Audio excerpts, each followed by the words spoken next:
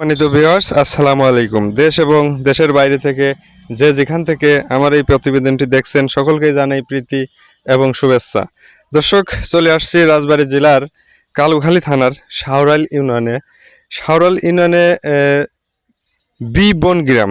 এখানে আপনারা দেখতে পারতেছেন এটা 25শে মে 2024 রোজ, আজকে শনিবার। এখন কিন্তু এই মৌসুমে আপনারা জানেন যে ভুট্টার চাষাবাদ কিন্তু খুব কমই হয়। তো আমরা এই বনগ্রামে এসে দেখতে পারলাম যে কৃষক ভাইরা কিন্তু ভুট্টার চাষাবাদ কিন্তু শুরু করছেন এই মাসেই।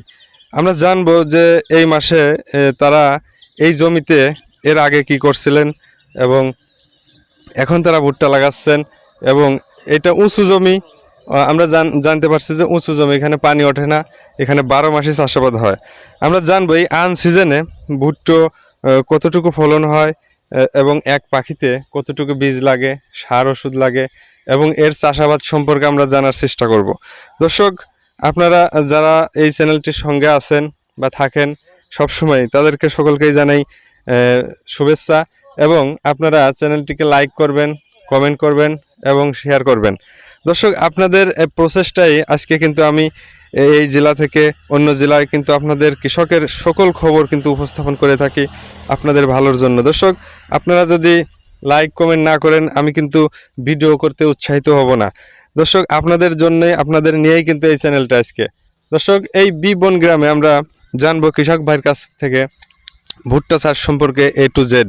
আপনারা যারা ভুট্টা চাষ করে থাকেন দেশের বিভিন্ন অঞ্চলে, আপনারা কিন্তু এখান থেকে অনেক পরামর্শ এবং অনেক ভালো ভালো নিউজ পাবেন যে ভুট্টার কি রোগ হয়, ভুট্টার ফলন কতটুকু, ভুট্টার কখন কি দিতে হয় এবং কয়টা সেচ লাগে, আমরা কিন্তু বিস্তারিত জানার চেষ্টা করব।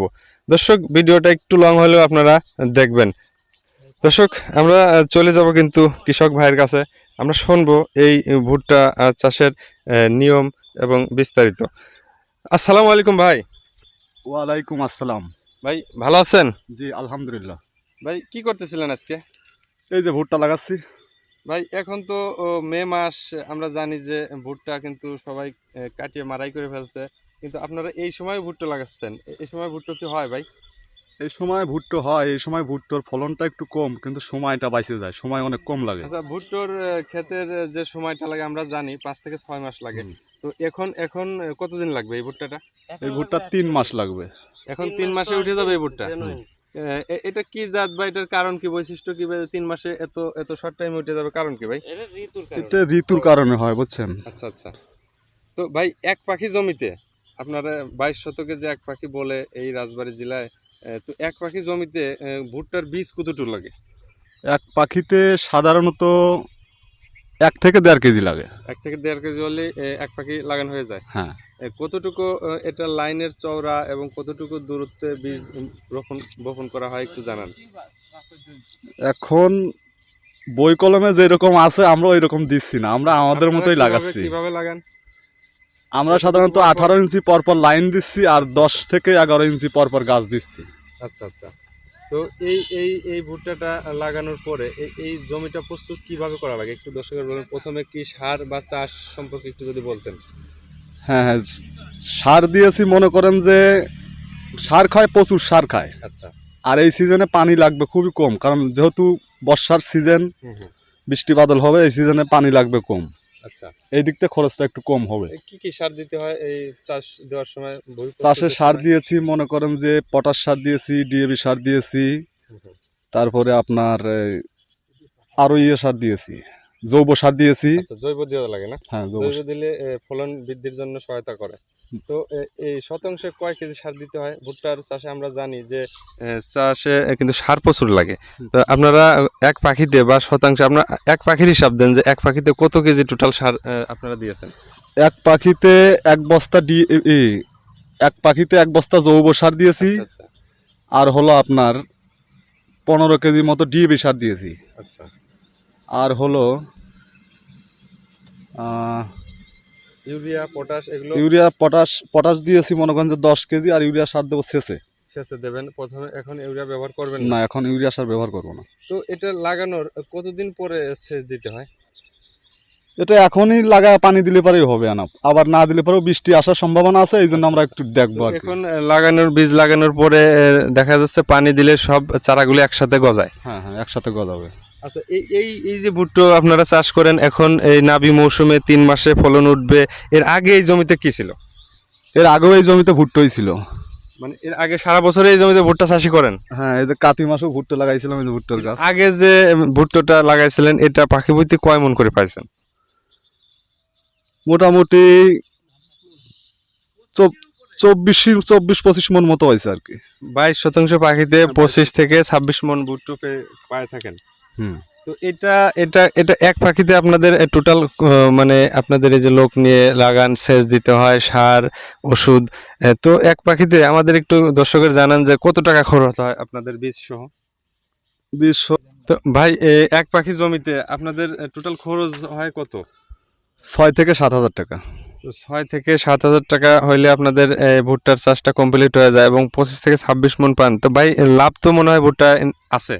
জি, মোটামুটি। এখন তো বাজারও 1200-1100 টাকা, যদি 25-26 মনও পান থেকে সেখানেও তো 30-35 হাজার টাকা বিক্রি হয় এক পাখিতে। হ্যাঁ হ্যাঁ, তো লাভটা মোটামুটি ভালো ভুট্টো চাষে। এটার যদি চাষ ব্যবস্থা আমাদের আরেকটু জানাতেন দর্শকদের, যে এইটা আপনাদের কয়বার সেচ দিতে হয় এবং কখন কখন? এইটা মোটামুটি প্রথমে সেচ দেওয়ার পরে আবার 8-9 পাতা হওয়ার পরে সেচ যাবে। হ্যাঁ। সেখন সার পানি যাবে একসাথে। আচ্ছা আচ্ছা তারপরে আবার আপনার 10-11 পাতায় সেচ পানি যাবে। আচ্ছা তারপরে আবার ভুট্টোর মুছা যখন ধরবে তখন পানি যাবে। আচ্ছা। তো এই পানি দেওয়ার সাথে সাথে কি আপনারা সার ব্যবহার করেন ওই সময়? হ্যাঁ হ্যাঁ, সার ব্যবহার করি। কি সার ব্যবহার করেন? Urea, sulphate. Sulphur, urea. এবং এই যে আমরা জানি যে ভুট্টা গাছে কিন্তু প্রচন্ড আকারের পোকা লাগে, সেটা ছটকা। এই ছটকা পোকার জন্য আপনারা কি ওষুধ স্প্রে করেন এবং কতবার দিয়ে থাকেন? এই সিজনে পোকাগুলো বেশি লাগে, অনেক পোকার ওষুধ ব্যবহার করতে হয়। আচ্ছা আচ্ছা। এই ছটকার ওষুধ একবার দিলে কি হয়? না না, একবার হবে না, কয়বার দেন আপনারা? মিনিমাম 3 থেকে 4 বার দিতে হবে। 3 থেকে 4 বার।